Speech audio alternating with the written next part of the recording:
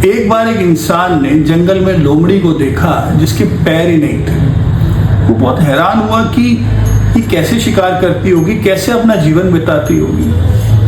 पर तभी थोड़ी देर में एक शेर आया जो अपने मुंह में शिकार लेकर आया और उसने लाकर लोमड़ी के सामने वो शिकार रख दिया और लोमड़ी उसे खाने लगी। ये देखकर वो बहुत हैरान हुआ, सोचता है कि वाकई हे भगवान, आप ही सबका गुजारा चलाते हैं, मैं आपको अंदर ही अंदर नमन करता हूं। अब उसने ये सोचा जब भगवान ही सबको देते हैं तो फिर कमाने की जरूरत क्या है, मेहनत मुशक्कत करने की जरूरत क्या है। उसने एक एकांत जगह ढूंढी, वहां जाकर रहना शुरू हो गया।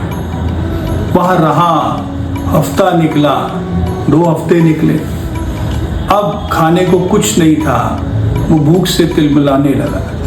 तभी वहां से एक संत निकले और उन्होंने उसकी हालत को देखा तो जो भोजन उनके पास कुछ रखा था, खाने के पदार्थ थे, वो उसको दे दिए। अब उसने खाया, उसकी भूख शांत हुई।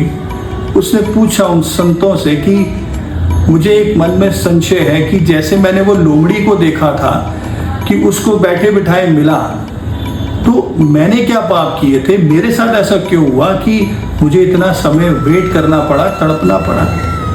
तब संत मुस्कुराए, उन्होंने कहा कि तुम भगवान का वो इशारा नहीं समझे।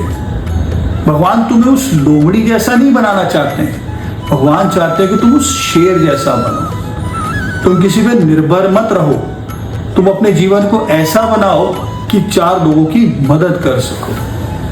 तो इसीलिए कई बार हम भगवान से मांग कुछ और रहे होते हैं, लेकिन भगवान को ये मालूम है कि हमारी बेहतरी किस में है।